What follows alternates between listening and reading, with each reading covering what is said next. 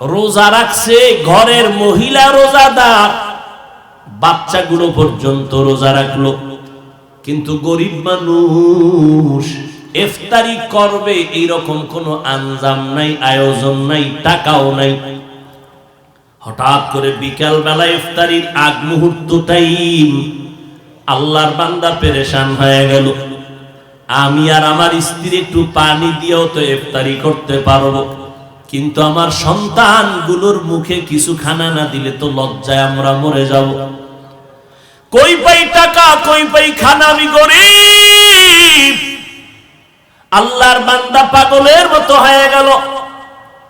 দেখি কোন বন্ধু বান্ধবের কাছে একটু ধার টাকা নিয়ে ইফতারির আয়োজন করা যায়নি। আল্লাহর বান্দা ঘর থেকে বের হইয়া একটু বাড়ির পাশে একটা মুসলমানের ঘরে গেল, টাকাওয়ালা মুসলমান। গিয়া বলে, ভাইজান আমি গরিব মানুষ, আজকে রোজা রাখছি, কিছু ইফতারির আয়োজন করব, কিছু টাকা আমাকে ধার দেন। মুসলমান ধমক দিয়া বলে, তোমাকে আমি টাকা ধার দিব না। অহংকারী হইয়া গরিবের তুচ্ছ তাচ্ছিল্য করে এখান থেকে তাড়ায় দিল। আল্লাহর বান্দা চোখের পানি মুছতে মুছতে বের হয়ে গেল। রাস্তা দিয়ে হাঁটে, ও মালিক তুমি ছাড়া আমার কেউ নাই, ইফতারির সময় আমার বাচ্চাদের মুখে কেমনে আমি হাসি ফুটাবো। এই সন্তানেরা, ওই মা বাবার ঋণ জীবনটা দিয়েও দিলে আদায় করতে পারবা না, যেই পরিমাণ কষ্ট মা বাবা করেছে। আল্লাহর বান্দা চোখের পানি মুছতেছে আর রাস্তা দিয়ে হাঁটতেছে, কোথায় যাবে নিরুপায়। আমার মালিকের কুদরত, হঠাৎ করে দেখে বিপরীত দিক থেকে একটা লোক আসতেছে। লোকটা আসলে মুসলমান না, বিধর্মী। যখনই মুসলমানের সামনে মুখোমুখি হয়ে গেল, মুসলমান এড়াইয়া যাওয়ার চেষ্টা করলো। বিধর্মী লোকটা দাঁড়ায় বলে, ভাইজান দাঁড়াও, কোথায় তুমি যাইতেছো? হঠাৎ করে নজর করে দেখে মুসলমানের চোখের কোঠায় পানি টলমল করে। বলে, ভাইজান তুমি কি কষ্ট পাইয়া কই যাও? বলে, তুমি বিধর্মী, তোমাকে বলে কি লাভ হবে বলো? বলে, লাভ হোক না হোক একটু বলো রে বাবা।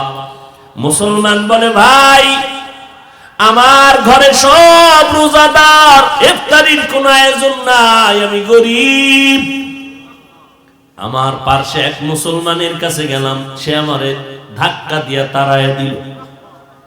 মুসলমান মুসলমানের কলিজায় আগলায়া ধরবে, বুকের সাথে বুক মিলাবে, কিন্তু কি এক আদর্শ। আমি মুসলমান, আপনিও মুসলমান, আপনার মাথার টুপি একরকম, আমার টুপি আর এক রকম।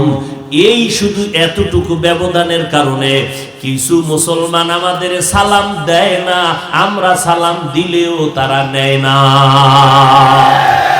আছে না নাই? আল্লাহ বলেন, ও দুনিয়ার মানুষ, রবের সাথে যাদের মোলাকাত করার তামান্না অন্তরে জাগবে, তাদের জন্য করণীয় নেক আমল। তবে সাবধান, আমলের মধ্যে যেন শিরিকের গন্ধ না পাওয়া যায়। আমলের মাধ্যমে বান্দার সাথে আল্লাহর সম্পর্ক তৈরি হয়। আর এই আমলটা কিছু আছে মূল, আবার কিছু আমল আছে ওভার। সরকারি চাকরিজীবী চাকরি করে বা কোনো বেসরকারি কোম্পানিতে চাকরিজীবী চাকরি করে, ডিউটি 8 ঘন্টা, বেতন কত বলে 10,000। কর্মচারীরা 8 ঘন্টা ডিউটি করে চলে যায়, কিন্তু একটা গরিব ব্যক্তি 10,000 টাকায় তার সংসার চলে না, ঘর ভাড়া চলে না, সন্তান খানা পায় না। 8 ঘন্টা ডিউটির পরে বান্দা আরো সময় দিয়ে ওভার ডিউটি করে। হঠাৎ একদিন মালিকের নজর পড়ে গেছে, ডাক দিয়ে কয়, বাবা এদিকে শুনে যাও, তোমার বাড়ি কই, কি অবস্থা, সব হাল জানলো। বলে, তুমি ডিউটি কয় ঘন্টা? বলে 8 ঘন্টা, বেতন কত? 10,000। এরপরেও কেন তুমি ওভার ডিউটি করো? বলে, আমার 10,000 টাকায় হয় না, ঘর ভাড়া, সন্তান, পরিবার। এবার বলে, তুমি ভাড়া থাকো নাকি? বলে, হ্যাঁ। মালিকের অন্তরে মায়া লাগছে, এই ছেলেটারে আমি মূল ডিউটির বেতন যা পায় দিয়ে তো দেওয়াই হয়, তবে আলাদা কিছু দেওয়া দরকার। বলে তোর জায়গা জমি আসেনি? কয় নাই। বলে 1 কাঠা 2 কাঠা রাখতে কি পরিমাণ টাকা লাগবে? গ্রাম এলাকায় কয় মোটামুটি 10, 12, 15 লাখ হলে হয়ে যাবে। ম্যানেজারকে ডেকে বলে, ম্যানেজার এই ছেলেটাকে, এই ব্যক্তিটাকে 10 লাখ টাকা দিয়ে দাও জমিন কেনার জন্য। ওভার ডিউটির দ্বারা মালিকের মন আকৃষ্ট হয়ে গেছে, মোহাব্বতের পার্সেন্ট বেড়ে গেছে। মোহাব্বতের হাদিয়ার কোনো সীমানা নাই। এমনি মূল ডিউটি করিয়া বেতন পায় মাসে 10,000, আর মোহাব্বতের ধাক্কায় পেয়ে গেল 10 লাখ। আল্লাহ কয় আমি মানুষ বানাইছি ইবাদতের জন্য। দৈনন্দিন 5 বেলার নামাজ পড়বা মূল ডিউটি। ইশরাক আওয়াবিন চাষ তাহাজ্জুদের নামাজ পড়বা তোমরা ওভার ডিউটি। রমজানে রোজা রাখবা মূল ডিউটি। অন্য দিন বৃহস্পতিবারে সোমবার দিন রোজা রাখবা ওভার ডিউটি। ওভার আমল করতে করতে যারা সামনের দিকে আগায় যাবে তার উপরে আমার আল্লাহ তাআলার একটা কুদরতের মায়ার নজর পড়ে যায়। ওভার ডিউটি করনেওয়ালা রাতের বেলা ঘুমায় না, ভোর রাত্রে আল্লাহর দরবারে হাজিরা দিতে দাঁড়ায় যায়। আমার আল্লাহ প্রথম আসমানে নজর দেন, ওভার ডিউটি করনেওয়ালার উপরে নজর পড়ে যায়। আল্লাহ কয়, ও বান্দা তুই 5 বেলার নামাজ পড়ার পরেও তুই এত ওভার ডিউটি কেন করো? কয় আল্লাহ 5 বেলা নামাজের পর আমার মধ্যে মুহাব্বতের পার্সেন্ট বাড়াইতে চাই, তোমার রহমতের আশায় আরো ইবাদত করি। যত করব তত তোমার মুহাব্বতের নজর পেয়ে যাব। আল্লাহ বলেন, যা বান্দা আমি অন্যদের তুলনায় তোর উপরে আমি রহমতের দৃষ্টি আরো বাড়ায় দিলাম। দুনিয়ার জীবনে আমি আল্লাহ তোরে অনেক কিছু দিয়ে দিলাম। এমন কিছু আল্লাহ দেন যদিও কোটিপতি না, তবে কোটিপতিরা তার গোলাম হতে বাধ্য হয়। ইলমে রায়ে জাজু করদান বেহিসাব, খলকে রাদাদান জওয়াবে বাসাওয়াব। আল্লাহ তাআলা বলেন, যারা রবের মুলাকাত চাও তোমরা নেক আমল করো। যেখানে আল্লাহ ঈমানের বয়ান করেছেন সেখানে আমলের বয়ান করলেন। ইন্নাল্লাযীনা আমানু ওয়া আমিলুস সলিহাত কানাত লাহুম জান্নাতুল ফিরদাউসি নুজুলা। আমার নবীজির কোনো গুনাহ নাই। আম্মা জান আয়েশা রাদিয়াল্লাহু আনহা বলেন, নবী দীর্ঘ সময় নামাজের মধ্যে দাঁড়ায় দাঁড়ায় সময় কাটাইতেন, নফল ইবাদত। আম্মা জান আয়েশা বলেন, পয়গম্বর আপনার কোনো গুনাহ নাই, এরপরে কেন ইবাদতে সময় কাটায় কষ্ট করেন? মদিনার পয়গম্বর বলেন, আফালা আকুনা আবদান শাকুরা। যেই আল্লাহ আমাকে অনেক নেয়ামত দান করেছেন, ওই আল্লাহর জন্য আমি সামান্য হলেও কি কিছু করব না? আমি কি অকৃতজ্ঞ হয়ে যাব? এটা তো হতেই পারে না। আল্লাহ আমাকে অনেক দিয়েছেন, সেই তুলনায় আমি তো কিছুই দিতে পারি না। মায়ার নবী নামাজে দাঁড়াইলেন, সাহাবী পেছনে দাঁড়ালেন। নবী তেলাওয়াত শুরু করলেন। আলহামদু সূরা শেষ করে সূরা বাকারা পড়া শুরু করলেন। সাহাবী পড়তে, নবী তেলাওয়াত করতেছেন, শুনতেছেন, নামাজ লম্বা হয়ে যাচ্ছে। সূরা বাকারা শেষ করে নবী রুকুর মধ্যে যাবেন, কয় না, সূরা আলে ইমরান শুরু করে দিলেন নবী আমার। তেলাওয়াত চলতেছে চলতেছে চলতেছে, আলে ইমরান পড়ে নবী নামাজের রুকুর মধ্যে যাবেন, কয় না, সূরা নিসা তেলাওয়াত শুরু করলেন। এইভাবে পড়তেছেন আমার নবী দীর্ঘ সময় নামাজে দাঁড়ায় রইলেন। কারণ আল্লাহর সাথে বান্দার সম্পর্কের সূত্র হলো, মূল সূত্র দুইটা। একটা হলো কোরআনের তেলাওয়াত, আর একটা হলো নামাজ। আর নামাজের মধ্যে দুইটা অবস্থা হলো আল্লাহর সাথে মুহাব্বতের গভীর কাজ। একটা হলো দাঁড়ানোর সময়, আর একটা সিজদার সময়। দাঁড়াইয়া বান্দা কোরআন তেলাওয়াত করেন, ওই সময় বান্দা আল্লাহর সাথে মুহাব্বতের বন্ধন মজবুত হয়ে যায়। নবীজি এজন্য দাঁড়াইয়া সময় কাটাইতেন বেশি, তেলাওয়াত করতেন বেশি। সিজদায় গিয়েও দীর্ঘ সময় আমার আল্লাহ পাক রব্বুল আলামিনের মুহাব্বত ওই সময় জমে যায়। আমলের লাইনে আল্লাহর নবী মুজাহাদা করেছেন। আল্লাহ কয় বান্দা তুমি নেক আমল করো, কারণ আমল যত বেশি করবা তোমার মুহাব্বত আমি আল্লাহর পক্ষ থেকে বেশি বেড়ে যাবে। আমল যত বেশি করবে আল্লাহর মুহাব্বত তার মধ্যে তত বেড়ে যাবে। এই আমল দুই প্রকার, নেক আমল, বদ আমল। ফরজ, ওয়াজিব, সুন্নাত, মুস্তাহাব, জায়েদা, মুআক্কাদা সব নেক আমল। হারাম, মাকরুহ, তাহরিমি, তানজিস, গুনাহে সগীরা, কবিরা, জায়েজ, নাজায়েজ, শিরক, বিদআত, কুফর সব বদ আমল। বদ আমল আবার দুই প্রকার, ফাহশা আর মুনকার। ইন্নাস সালাতা তানহা আনিল ফাহশাই ওয়াল মুনকার ওয়া লাযিকরুল্লাহি আকবার। নিশ্চিত নামাজ মানুষকে সমস্ত পাপের কাছ থেকে ফিরায় রাখবে। ফাহশাও বদআমল, মুনকারও বদআমল। ফাহশা এবং বদআমল যেগুলো বুঝার জন্য বিবেক যথেষ্ট, দলিলের প্রয়োজন হয় না। মুনকার এমন বদআমল যেগুলো সমাধানের জন্য দলিলের প্রয়োজন হয়, বিবেক যথেষ্ট হয় না। গালি দেওয়া বদআমল, মিথ্যা বলা বদআমল, এগুলো বিবেক বুঝে ফেলছে। কারণ দুনিয়ার কোনো বেঈমান গালি পছন্দ করে না, মিথ্যা পছন্দ করে না। মা বাবায় মিথ্যা বলবে, সন্তান মেনে নেয় না, গালি দিবে মেনে নেয় না। কিন্তু কিছু বদ আমল আছে যেগুলো দলিল ছাড়া সমাধান করা যায় না। যেমন সিজদা করা একটা নেক আমল। সিজদা করা বদ আমল না নেক আমল? সিজদা যদি কেউ মাজারে দেয় নেক আমল, কথা বলে। সিজদা যদি কেউ বটগাছে দেয়, কবরে দেয়, কোন পীর সাহেবের কদমে লাগায়, নেক আমল। কি আমল? কিন্তু যারা পীর সাহেবের কদমে সিজদা করে, কবরে মাজারে সিজদা করে, তারা কি বদ আমল মনে করে? তারা তো সওয়াব মনে করে। আপনি গিয়া যদি বলেন বন্ধ কর তোর সিজদা, কেন? বলে শিরক। আল্লাহ যা পাবেন ওই জিনিস অন্যকে দেওয়ার নাম শিরক। আল্লাহর মতো আরেকজন আল্লাহ আছে মনে করার নাম শিরক। আল্লাহর ক্ষমতার মতো আরো কারো ক্ষমতা আছে মনে করার নাম শিরক।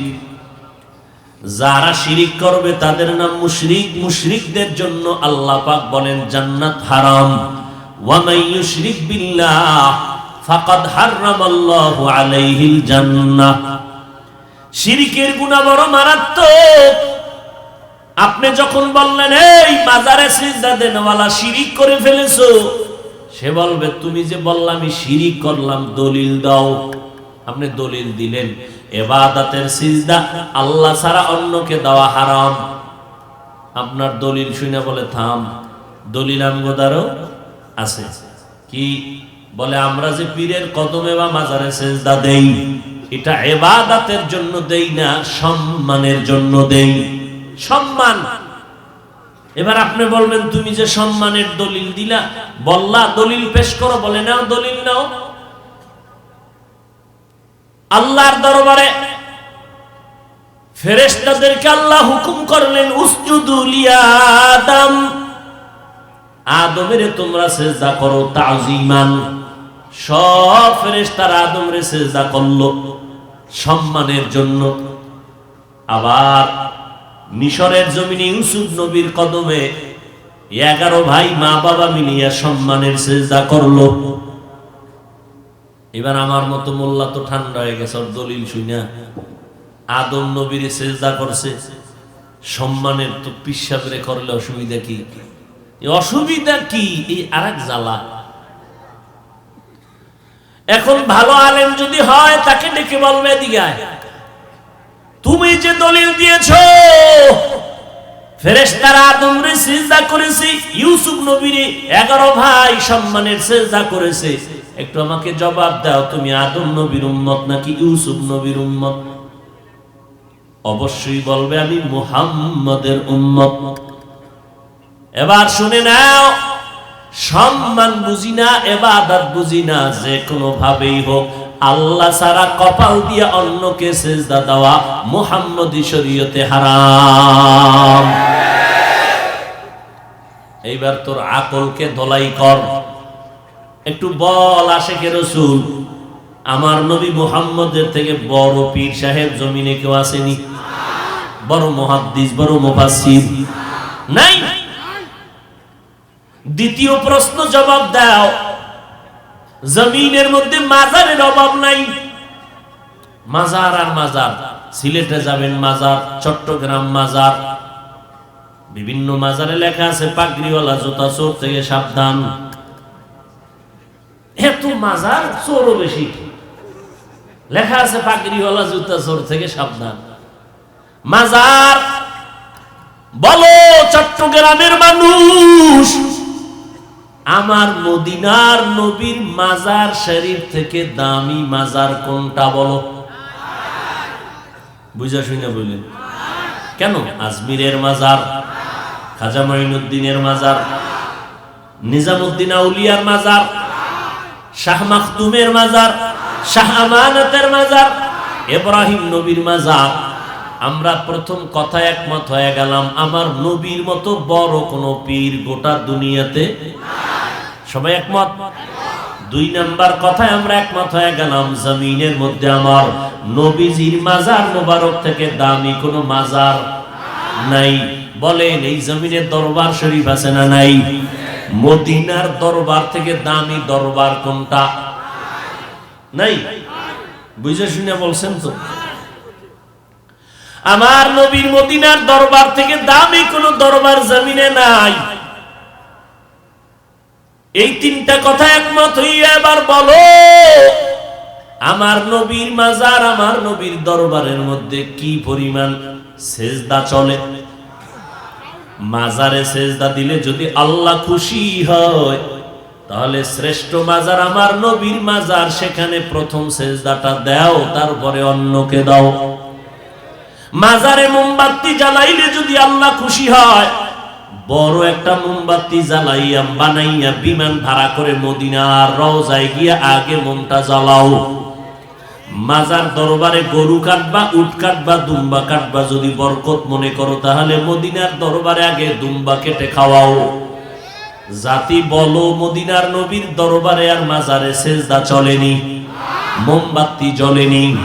দুনিয়ার মাজারে আর আল্লাহর নবীর মাজারে আর দরবার শরীফে যা কিছু চলে না, সেজদা চলে না, মাজারে মোমবাতি জ্বলে না। নবীর মাজারে নবীর দরবারে যা চলবে না, দুনিয়ার অন্য কোন দরবারে আর মাজারেও তা চলতে দেওয়া হবে না। এটা কি নবীর বিরুদ্ধে বললাম? আল্লাহ হেদায়েত দান করুন। বড় আফসোস, মানুষ নফসের গোলামি হয়ে গেছে, দাবি করে আশিকে রাসূল। ভাইরা আমার, রাহমাতুল লিল আলামিন, কেমন রহমতের নবী আমার! আল্লাহ পাক রব্বুল আলামিন বলেন, ও দুনিয়ার মানুষ, রবের সাথে যদি মোলাকাত করতে চাও তো নেক আমলের মাধ্যমে তুমি অগ্রসর হও, তবে সাবধান, শিরিকের গুনাহে লিপ্ত হবা না। আর আল্লাহর দরবারে আমলটা আমলের মতো করবা, যে আমলটা আল্লাহর কাছে গ্রহণযোগ্য হয়। আল্লাহর দরবারে আমলটা গ্রহণ হওয়ার জন্য একটা লাগবে প্রতিরোধক, আর একটা থাকতে হবে প্রতিষেধক। 100% প্রতিষেধক লাগবে, না হয় আমল কবুল হবে না। 100% প্রতিষেধকের নাম হলো ইখলাস, আর প্রতিরোধকের নাম হলো শিরিক।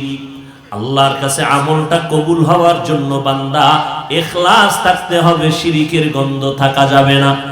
অল্প আমল যদি করো, নাজাতের জন্য যথেষ্ট হবে যদি খালিসান লিওয়াজহিল্লাহি তাআলা, আমার আমল আমার কাজ যদি একমাত্র আল্লাহর জন্যই হয়। সব আমল কার জন্য? আল্লাহর জন্য, মানে আল্লাহর সন্তুষ্টির জন্য। আমার আমল দ্বারা কে খুশি হবেন? আল্লাহ। আর আল্লাহ বান্দার আমলের দ্বারা তখনই খুশি হবেন যে আমলটা রসুলের তরিকায় হয়। কার তরিকায়? পৃথিবীর আর কারো তরিকা মানা যাবে না, একমাত্র মদিনার নবীর তরিকায় বান্দা আমল করো। মদিনাওয়ালা নবীর তরিকা এত সুন্দর, জমিনের মধ্যে যত আদর্শ আর তরিকা সবগুলো নাপাক, একমাত্র মদিনাওয়ালা নবীর তরিকাই হলো আদর্শ, হলো পাক। দুনিয়ার মানুষের আদর্শ নাপাক কেন? কয় মানুষটাই নাপাক, জিহ্বা নাপাক, অন্তর নাপাক, দিমাগ নাপাক। মদিনার নবীর আদর্শ কেন পাক? কারণ আমার নবী পাক। কেমন পাক আমার নবী? 63 বছর হায়াতে আমার নবী জিন্দেগিতে ভুলেও একটা মিথ্যা কথা বলেন নাই। এমন একজন নেতার নাম কও যে জীবনে মিথ্যা কথা বলে নাই? জীবন নেই। ঘুমের থেকে ওইটা নেতারে ফোন দিলাম, টাকা লাগবে 20,000, কই আছেন? মোবাইল কানে লাগায় ঘরে বয়ে, আমি জমিনের উপরেই নাই। জাগাত মিছা কথা বলে দিল, দিনের বেলা মোবাইলটা কানে লাগায়া। এই মোবাইলের দ্বারা কি পরিমাণ মিথ্যা কথা চর্চা হয় তার কোনো সীমানা নাই। এর এলাকার মুসলমান ওর যুবক, কেমন একজন নবী পাইলি চিনলি না রে যুবক? আম্মা জান আয়েশা রাদিয়াল্লাহু আনহা বলেন, নবীজির ঘাম থেকে মিশকের ঘ্রাণ বোতলের মধ্যে ভরে রাখতাম, আর আমরা বড় বড় অনুষ্ঠানে ওই নবীর ঘাম মোবারক আতর হিসাবে ব্যবহার করতাম। কেমন মায়ার নবী আমার, যেই নবীর জন্য আসমান জমিন গ্রহ নক্ষত্র সব পাগল পাড়া হয়ে গেল। আমার নবীর চেহারা মোবারকের দিকে কেউ যদি নজর দেয়, দীর্ঘ কয়েক দিনের উপবাসের ব্যক্তির পেটের ক্ষুধা নিবারণ হয়ে যায়। কেমন একজন নবী আমার, যেই নবীর জন্য গর্তের পিপিলিকা পর্যন্ত আল্লাহর কাছে আরজি করে নবীর রওজা দেখবে, বাইতুল্লাহ দেখবে। কেমন একজন নবী পেছনে যুবক, কপাল বড় খারাপ, সেই নবীকে চিনতে পারো নাই। আজকে আমি তোমার পায়ে হাত রেখে রেখে, না ঘুম আছে না খানা আছে, দিন নাই রাত নাই, 12টা মাস দৌড়াইয়া দৌড়াইয়া তোমাদের পায়ে ধরে ধরে এই কথা বলি না যে 5 কল্লি মাথায় দাও। 5 কল্লি মাথায় না দিলে গুনাহ হবে, এই কথা তো জীবনেও বলি নাই। কওমি মাদ্রাসায় না পড়লে গুনাহ হবে বলি নাই। লম্বা জামা না পড়লে তুমি জাহান্নামে যাইবা বলি নাই। দেওবন্দীদের কাছে না গেলে গুনাহ হবে একবারও বলি নাই রে বাবা। তাবলিগে না গেলে, নানুপুর চরমনাই কোনো পীরের কাছে না গেলে তুমি জাহান্নামে যাইবা তাও বলি নাই। সারাটা দেশ ঘুরে ঘুরে বিনয়ের সাথে বয়ান করি, মনে হয় জানো তোমার টাকার কেনা গোলাম। এতটা মাথা নত কইরা বয়ান করি, একটা উঁচু কণ্ঠে আওয়াজ দেই না, বেদবি হবে, মনে কষ্ট যাবে। এরপরেও দুই একটা কথায় কষ্ট লাগে কিনা বারবার ক্ষমা চাইব না, যাতে আল্লাহর কাছে ক্ষমা চাই। এত বিনয়ী হইয়া গোটা জাতিকে 2টা শব্দ কলবে ঢুকাইতে চাই, 2টা স্লোগান কলবে ঢুকানোর জন্য সারা দেশে দৌড়াই।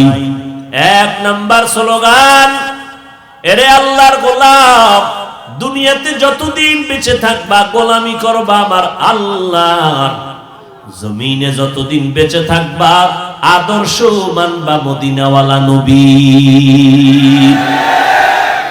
আর কারো গোলামি চলবে না। মদিনার নবীর আদর্শ ছাড়া আর কোনো আদর্শ মানা যাবে না। দুনিয়ার মানুষ আদর্শ বানাইয়া মানুষের সামনে বিক্রি করে দেয়, আবার কয়েক বছর পরে সংশোধনী লাগবে, আগের আদর্শ ভালো না, নতুন আপডেট করা লাগবে। কিন্তু মদিনার নবীর আদর্শ এত পারফেক্ট এবং পাওয়ারফুল, কিয়ামত পর্যন্ত যদি নবীর আদর্শ মানতে পারো, খোদার কসম বিনা হিসাবে আল্লাহ জান্নাত দিবেন, দুনিয়ায় শান্তি দিবেন। আমার নবী চ্যালেঞ্জ করে গেছেন, তারাকতু ফীকুম আমরাইন লান তাদিল্লু মা তামাসসাকতুম বিহিমা কিতাবাল্লাহি ওয়া সুন্নাত রাসূলি। আল্লাহর কোরআন আর মদিনার আদর্শের সুন্নাত যদি ধরে রাখতে পারো, জীবনে তোমার ঈমান ধ্বংস হবে না, তোমার ইজ্জত নষ্ট হবে না। এই বর্তমান দুনিয়াতে খোদার কসম করে বলি, যার কাছে মদিনার সুন্নাত যেই পরিমাণ আছে, ওই বান্দা বান্দি ওই পরিমাণ সম্মান আর শান্তিতে আছে। তুকু যাও সুন্নতে আহমদ কুজা বা মুহাম্মদ গায়বুয়াত নিসবত তোরা মান আহাব্বা সুন্নতি কওলে রাসূল মজদায়ে কানা মাই হাম কুন কবুল। ও ভাইজান, এই জমিনের মধ্যে আমার নবী 23 বছরের যে আদর্শ রেখে গেলেন, যুবকদেরকে বলবো, বাবারা, নবীজির রেখে যাওয়া সুন্নতের আমল কি হিন্দু ভাইরা করবে? খ্রিস্টানেরা করবে? নবীর আদর্শের আমল কি ইহুদিরা করবে? না, কখনোই করবে না। নবীর আদর্শ মতো ওরা দাড়ি রাখবে না, নবীর আদর্শের দাড়িটা হিন্দু বিধর্মীরা রাখবে না, নবীর আদর্শ মতো টুপি তারা পরবে না, নবীর আদর্শ মতো পোশাক তারা পরবে না। নবীর সুন্নাত অনুযায়ী নবীর আদর্শ মতো এই জমিনে মেনে চলবে কারা? মুসলমান। আপনারাও মুসলমান দাবি করেন, অথচ চুলের দিয়ে তাকাইলে মদিনার ঘেরান পাওয়া যায় না, চেহারার দিয়ে তাকাইলে মদিনার আদর্শের ঘেরান পাওয়া যায় না। ও নবীর আশিকের দল, আমার নবীর আদর্শ কি চুল কাটার মধ্যে নাই? তাহলে নবীর আদর্শ জবাই করে বেঈমানের পা চাটা গোলামি কেন করো? অথচ আমার নবী কেমন দামি, শত শত লক্ষ বেঈমানেরা ১৫০০ বছর পর আমার নবীর আদর্শ দেখছে, নবীরে দেখে নাই। নবীর আদর্শ দেখি আজকে কালেমা ওয়ালা মুসলমান হয়ে গেছি। ও গো নবীর উম্মতেরা,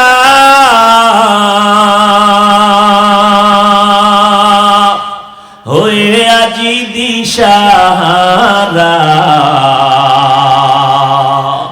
কোরআন হাদিসের চলো যখন যাহা চায় মনে, নবী বিনে কে তারাবে ফুলসিরাত মিজানে, নবী বিনে কে তারাবে ফুলসিরাত মিজানে। উম্মতের কান্ডারি নবী কাঁদছেন উম্মতের লাগি, এখনো কাঁদেন নবীজি শুয়ে মদিনার পানে, নবী বিনে কে তারাবে ফুলসিরাত মিজানে, নবী বিনে কে তারাবে ফুলসিরাত মিজানে। এরে নবীর আশিক উম্মতের দল, আমার নবীর আদর্শ মানলে তোমার শান্তি, কোনো অশান্তি নাই। আমরা যারা নবীর তরিকা মতো দাড়ি রাখলাম, টুপি পরি, পর্দা করি, হালাল খাই, আলহামদুলিল্লাহ, আমাদের সম্মান তো মোটেও কমে নাই। এরপরও আমার যুবক ভাইজানদেরকে একটু প্রশ্ন করি, আপনারা যারা নবীর তরিকা বাদ দিয়া চলতেছেন, বলেন আমাদের থেকে আপনারা কি পরিমাণ শান্তি আর সম্মানে আছেন? আমি তো চ্যালেঞ্জ দিয়া বলবো, আমরা যারা নবীর তরিকা মতো চলি, আমাদের মতো সম্মানে শান্তিতে জমিনে আর কেউ নাই।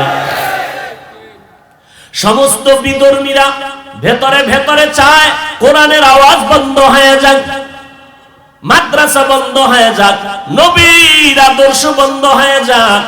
এরপরে এত দুশ্মনীর মাঝেও তো আলহামদুলিল্লাহ আমরা তো না খাইয়া মরি নাই।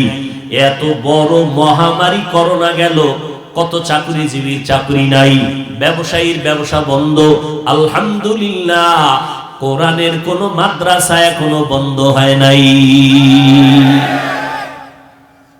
যার কাছে রাসূলের সুন্নাত যেই পরিমাণ আছে, ওই বান্দা ওই পরিমাণ সম্মান আর শান্তিতে আছে।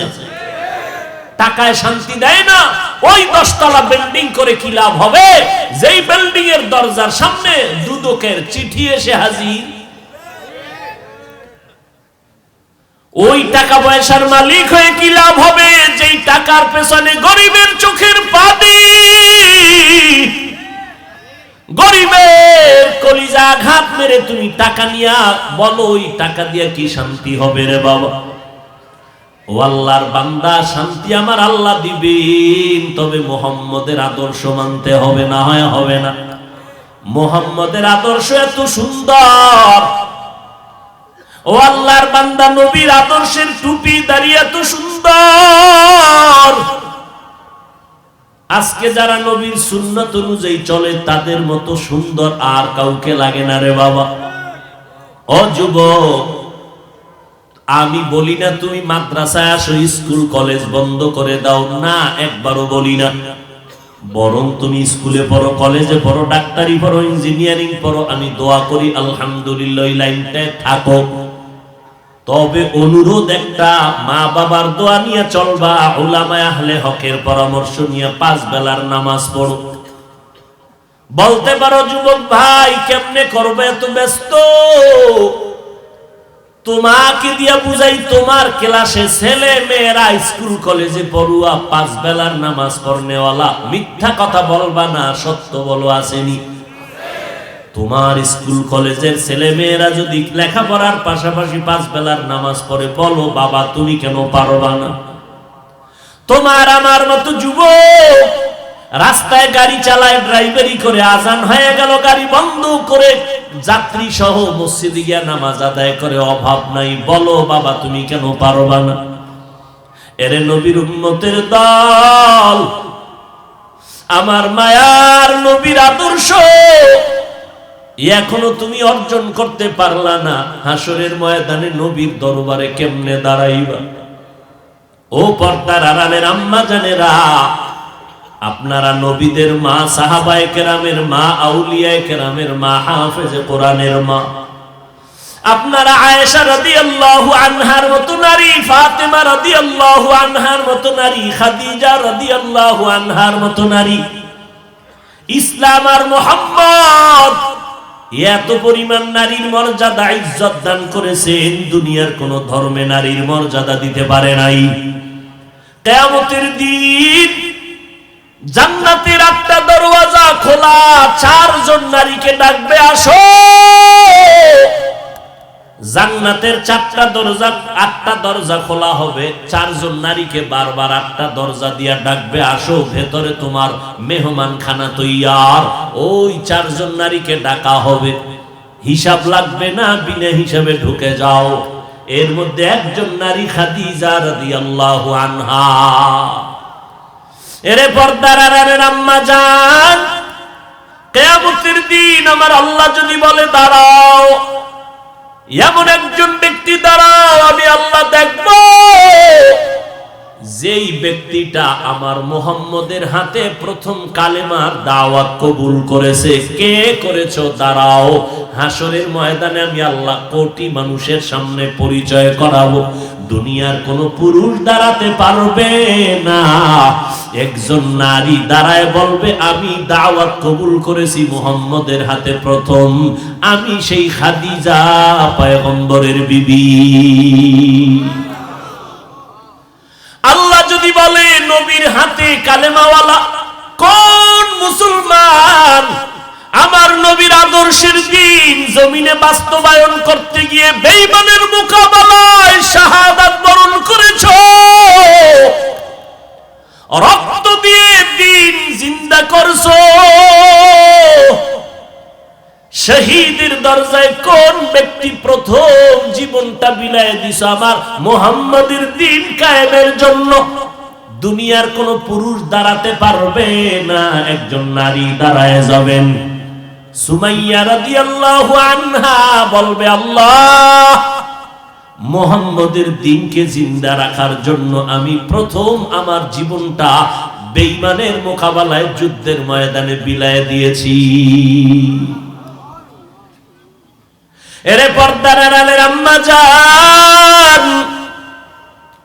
মনটা কি চায় না একজন আদর্শ সন্তানের মা হয়ে কবরে যাবেন?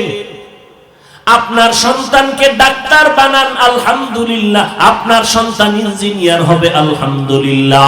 আপনার সন্তান একজন প্রফেসর হবে, আলহামদুলিল্লাহ। ও আম্মা জানেরা, আপনার সন্তানটাকে আপনি ডাক্তার ইঞ্জিনিয়ার বানাইয়েন, তবে অনুরোধ বেয়াদব বানাইবেন না। আপনার সন্তানের ব্যবহারে যেন আলেম ওলামারা কষ্ট না পায়, আপনার সন্তানের আচরণে যেন এলাকার কোন মুরব্বীরা কষ্ট না পায়, আপনার সন্তানের ব্যবহারে যেন অন্য সন্তান কষ্ট না পায়। আম্মা জান ইমাম গজালি রাহমাতুল্লাহি আলাইহি বলেন, প্রত্যেকটা সন্তানের জন্য শিক্ষিকা। কারণ একটা সন্তান মা বাবার তুলনায় মায়ের কাছে সময় দেয় বেশি, সন্তান মাকে ফলো করে চলে বেশি। এই জন্য বাবার তুলনায় মাকে আদর্শবান হতে হবে বেশি।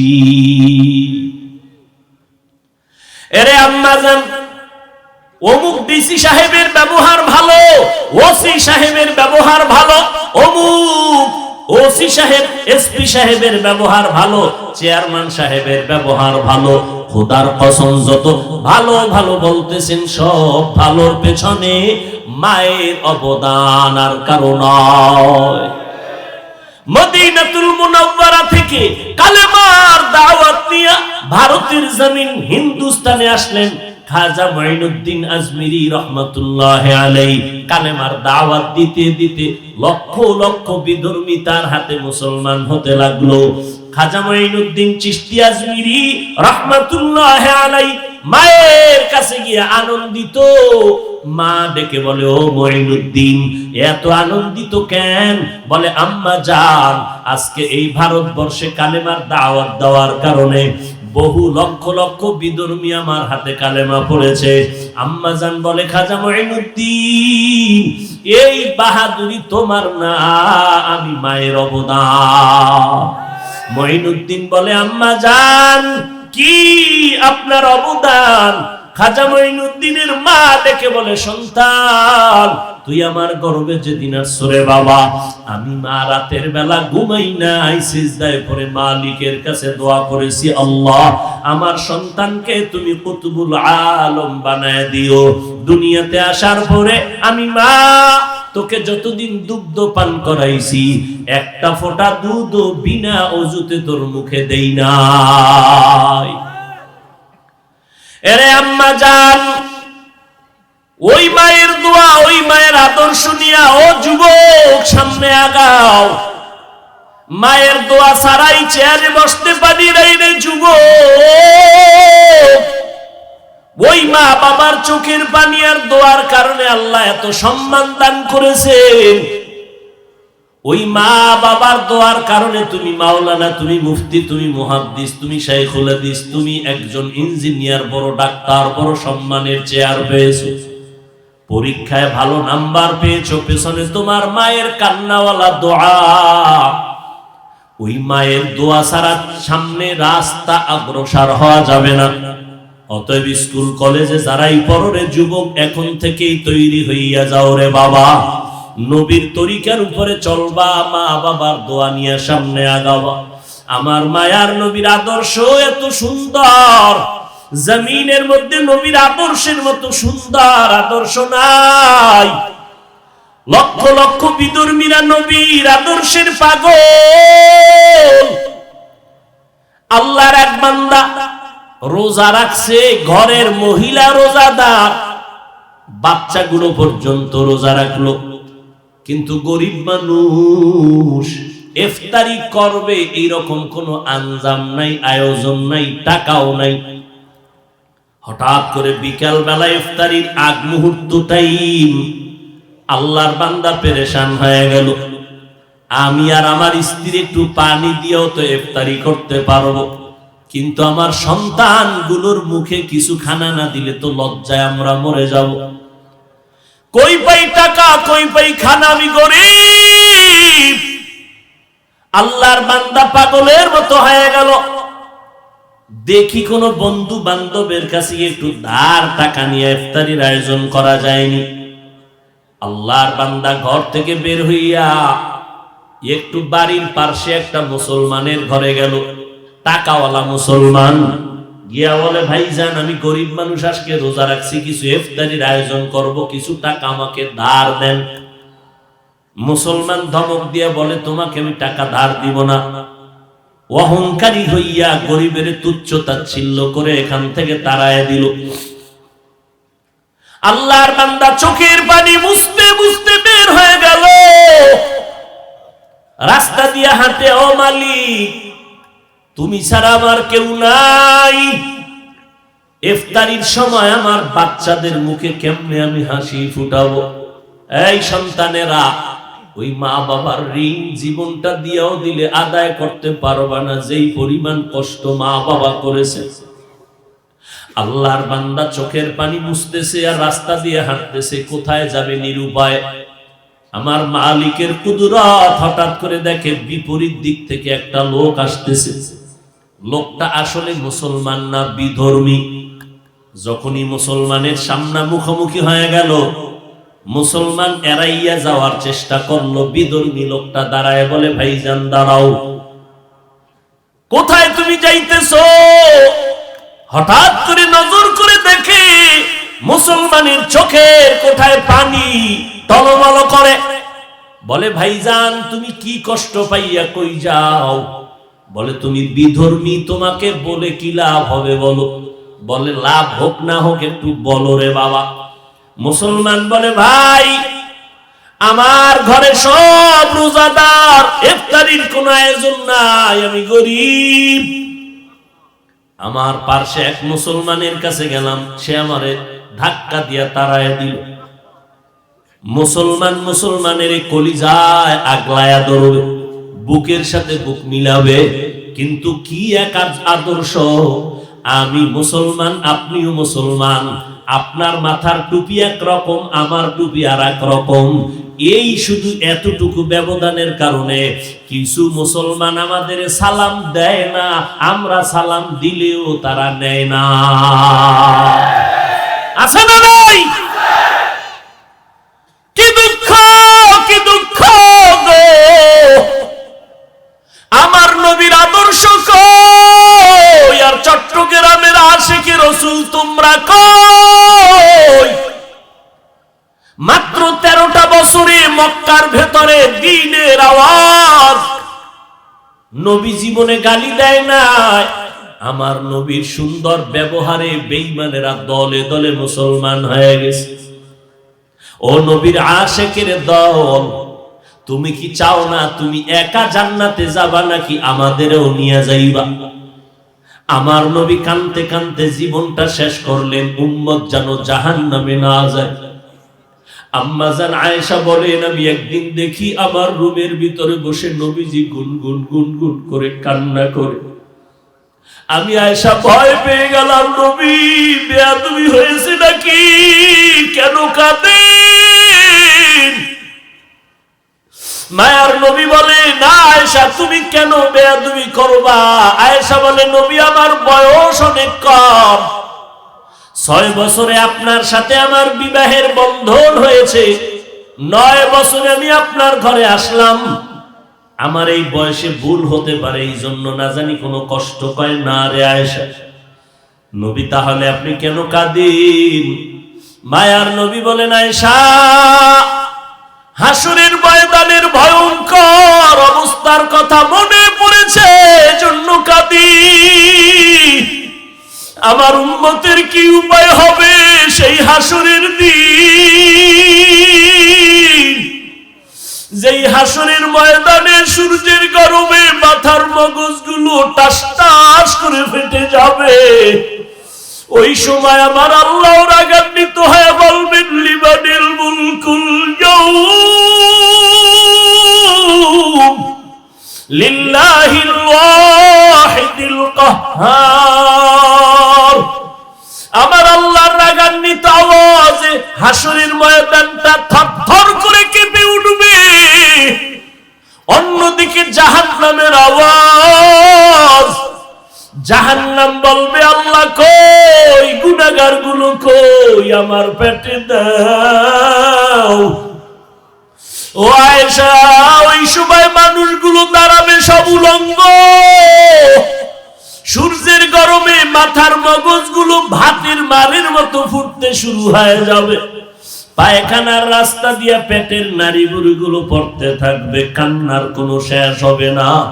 কেমন ভয়ঙ্কর অবস্থা হলে নবীদের কোনো গুনাহ নাই, তারাও নাফসি নাফসি বলে কাঁদবেন। মুসা নবী কাঁদবেন, আল্লাহ আমাকে বাঁচাও, সহ্য করতে পারি না হাসুরের ময়দানের গরম। ঈসা নবী কাঁদবেন, আল্লাহ আমাকে বাঁচাও। ইব্রাহিম নবী কান্না করবেন, আমাকে বাঁচাও। আম্মা জান আয়েশা বলেন, নবী তখন আপনি কি করবেন? আপনি তো দু জাহানের সরদার। মায়ার নবী কাঁদেন আর বলেন, আয়েশা ওই মুসিবতের সময় আমি মাকামে মাহমুদে সিজদায় পড়ে কাঁদবো আর বলবো, আল্লাহ আমার উম্মতের বাঁচাও, আমার একটা উম্মত যেন জাহান্নামে না যায়, আমি মদিনার নবী জান্নাতে যাব না, উম্মতের বাঁচাও বাঁচাও। আমি নবী উম্মতের জন্য কান্না করব। ও চট্টগ্রামের আশিক রাসূলের দল, তোমার আদর্শ মদিনার নবীর মুহাব্বতের আদর্শ কই? একটা মানুষের গালি দেওয়ার গুণটা পাইলা রে বাবা, সালাম দেওয়ার গুণটা কি অর্জন করতে পারলা না? একটা বান্দাকে লাথি মারিয়া তাড়াইয়া দেওয়ার গুণটা অর্জন করেছো, বুকে লাগাবার গুণটা কি অর্জন করতে পারলা না? যেই লোকটা বুঝে না তারে হাতে পায়ে ধইরা বুঝাবা, এটাই তো নবীর আদর্শ। যেই লোকটা দাড়ি রাখে না তাকে তুমি দাড়িওয়ালা বানানোর জন্য তুমি পকেটের টাকা ব্যয় করিয়া মায়ার আদর দিয়া বুঝাইবা, এটাই তো নবীর আদর্শ। বলো বাবা, তুমি কোন নবীর দরবারে গিয়া গালাগালি শিখছো? বলো রে বাবা। আজকে তুমি ভাগ করতেছো, আমি এক দল করি, তুমি আর এক দল করো, অথচ চিন্তা করে দেখছো নি রে বাবা? যুবকের একটু ভালো করিয়া শুনিয়া রাখ রে বাবা, যদি ভুল বলি বল, আমি তোর কাছে কানে ধইরা তওবা করে ক্ষমা চাইব। হিন্দুদের ধর্ম আলাদা, আদর্শ আলাদা, ইহুদির ধর্ম আলাদা, আদর্শ আলাদা, খ্রিস্টানের ধর্ম আলাদা, আদর্শ আলাদা, বৌদ্ধদের ধর্ম আলাদা, আদর্শ আলাদা। এইবার একটু জবাব দাও, মুসলমানের ধর্ম কি এক না আলাদা? তুমি তাবলীগ, তুমি চরমনাই কেউ, দেওবন্দি কেউ, এই দুনিয়ার মধ্যে যে যেই লাইনে চলো, ও বাবা তুমি দাঁড়াইয়া নবীরে সালাম দাও, কেউ বসে সালাম দাও, যে যেই লাইনে আসো।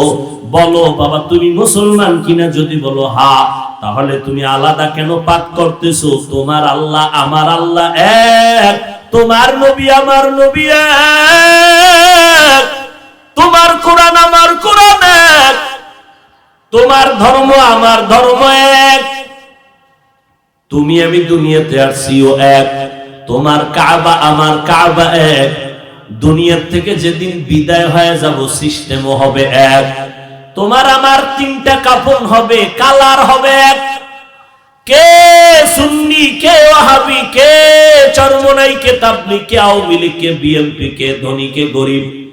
কাফনের ভিতরে ঢুকলে আর খবর হবে না, লেখাও থাকবে না কে কোন দলের লোক। তিনটা সাদা কাফন, জানাজার সিস্টেম হবে এক, কবরের সাইজও হবে এক, ওই কবরে রাখার পরে সবাইকে প্রশ্ন করবে তিনটা, তাও এক।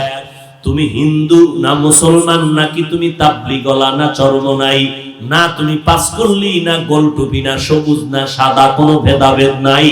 কবরের ফেরেশতা তিনটা প্রশ্ন সবার বেলায় করবে, রবের পরিচয় দাও, ধর্মের পরিচয় দাও, রাহমাতুল লিল আলামিনের পরিচয় দাও। এই তিনটা প্রশ্নের জবাব যারা দিতে পারবে, তোমার আমার মায়ার নবী বলেন তার কবর হবে রাউযাতুম মির রিয়াজিল জান্নাহ। আর এই তিনটা প্রশ্নের জবাব যদি দিতে না পারো, তার কবর হবে হুফরাতুম মিন হুফারিন নার। ও আল্লাহর বান্দা, আমার নবীর আদর্শ কেন এখনো অন্তরে ঢুকাইতে পারো নাই? আমার নবীরে গালি দিত, নবী তার কাছে বেশি যাইতেন, নবী তার জন্য বেশি বেশি দোয়া করতেন। আজকে তুমি আমারে গালি দিলা 13 বার, বলো আল্লাহর কাছে হেদায়েতের দোয়া করছো কয়বার? গালি দিয়েছো শত শতবার। বলো তাহাজ্জুদ পড়িয়া মাওলার কাছে হেদায়েতের দোয়া করেছো কয়বার?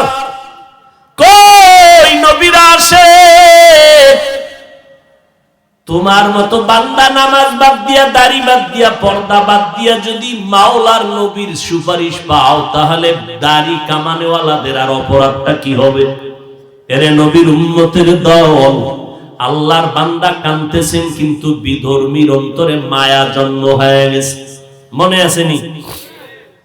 বিধর্মীর অন্তরে মায়া। দেখে বলে তোমার জাতি ভাই মুসলমান তোমাকে তাড়াইয়া দিছে। বলে হ্যাঁ। কয় তুমি যদি মনে কিছু না নাও, আমি তোমারে কিছু টাকা দেই ধার, পারলে দিও, না পারলে দাবি নাই, যাও তুমি ইফতারির আয়োজন করো।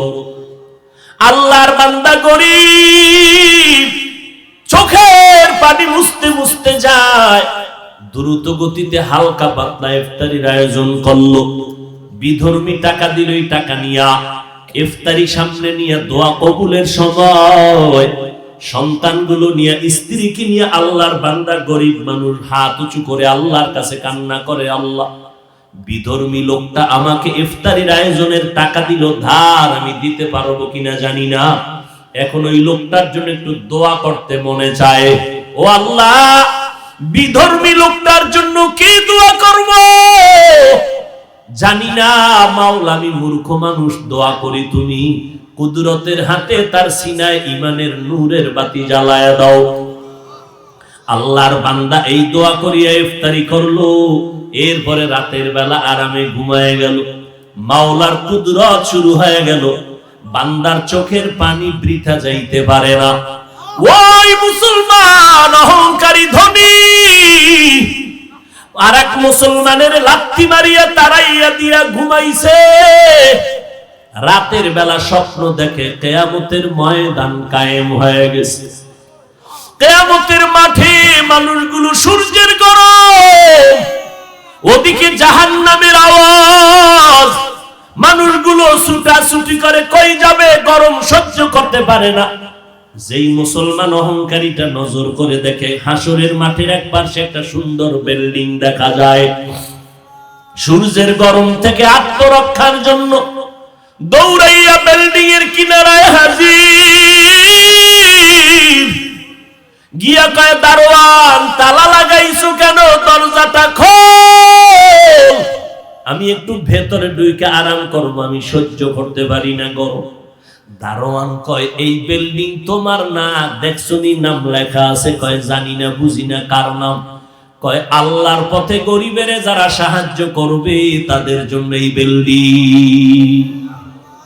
আল্লাহর বান্দার ঘুম ভেঙে গেছে। ঘুমের মধ্যে চোখে দেখে পানি, পাগল হয়ে গেছে। কি অপরাধ করেছি, আমার মুসলমান ভাইকে কাঁদাইছি। এইবার সকাল বেলাই হলে দৌড় দিব। সকাল হতে না হতে একটা দৌড় দিয়া মুসলমানের বাড়ির দরজায় গিয়া কয়, ভাই আমারে মাফ কইরা দে, তোর ইফতারি হইছিল নি? কয়, হইছে। কে টাকা দিছে? কয়, তোমার জানিয়া লাভ নাই। কয়, দিছে কে একটু বল? কয়, ওই এলাকার এক বিধর্মী আমারে দিছে। এইবার কয়, আমারে মাফ কর। আমি কি মাফ করবো, আমার তো ইফতারি হয়ে গেছে। ওইবার লোকটা মুসলমান অহংকারী দৌড়াইয়া গেছে বিধর্মীর ঘরে। বিধর্মীর ঘরে গিয়ে কয়, ভাই আমারে বুঝি সর্বনাশ করেছ? বিধর্মীকার সর্বনাশ আমি করি নাই, হলে তুমি নিজেই সর্বনাশ হয়েছ। কি ব্যাপার? কয়, তুমি কয় টাকা দিছো গরিবের? কয়, জানার দরকার কি? আমি ফিরাইয়া দিতে চাই। কয়, না, আমি তো দাবি রাখিয়া টাকা দেই নাই, তুমি ফিরাইয়া দিবা কেন? গতকালকে লোকটারে কাদাইয়া ফিরাইয়া দিছো, এখন এত মায়া কেন? বিল্ডিং দেখা পাগল হয়ে গেছে। মুসলমান আশ্চর্য হয়ে গেল, বিল্ডিং দেখেছি ঘুমের ঘরে আমি, আর তুমি বিধর্মী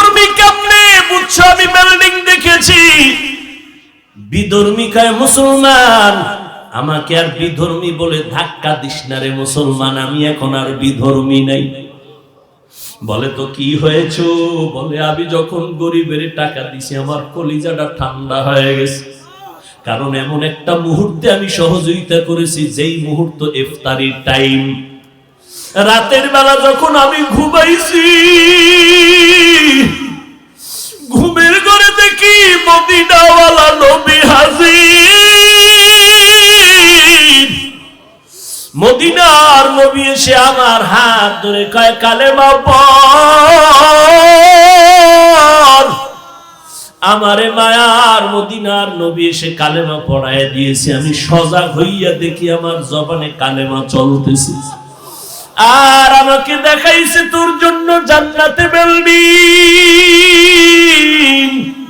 ও মদিনার নবীর আশিকের দল, একটু বালিশে মাথা লাগাইয়া চিন্তা করিও, মুসলমান হইয়া মুসলমানের বুকে লাগাইতে পারলা না, এত হিংসা কেন?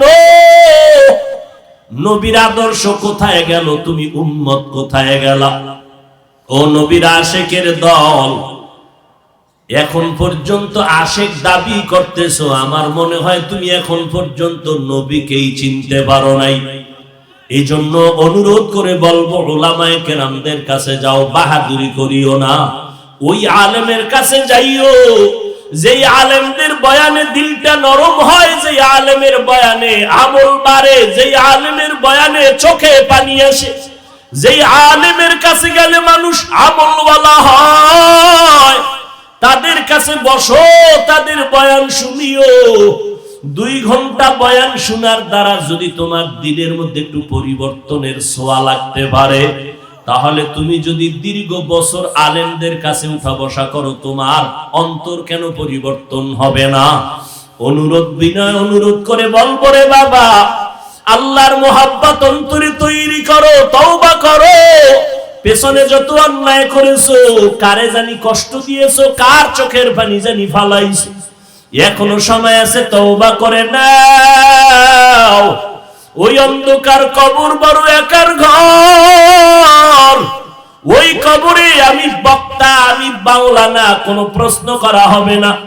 ওই সাদা কাপড় যখন পরাইবে, আমার গায়ের জামাটা পর্যন্ত বেলেট দিয়া কেটে কেটে আমার আপনজনেরা রেখে দিবে। ওই কবরে যদি জবাব দিতে পারি আমার রব আল্লাহ, আমার ধর্ম ইসলাম, আমার নবী মুহাম্মদ, তো জান্নাত পাবো। কিন্তু যেই গুনাহগার হইয়া রওনা দিতেছি কবরের জগতে, গুনার কারণে আমার হাত না পাক, চোখ না পাক, জিহ্বা না পাক, অন্তর না পাক, আমার ভেতরে অহংকারের গুনাহ, হাসাদের গুনাহ, হিংসার গুনাহ, গীবতের গুনাহ, আমি এই অবস্থায় তওবা না করিয়া যদি কবরে যাই, আমাকে যখন প্রশ্ন করবে রবের পরিচয় দাও, আমি বলবো হা হা লা আদরি, আমি কিছুই জানি না। আমাকে যখন প্রশ্ন করবে ধর্মের পরিচয় দাও, আমি বলবো হা হা লা আদরি, আমি কিছুই জানি না। আমাকে যখন নবীরে দেখায় বলবে চিনো,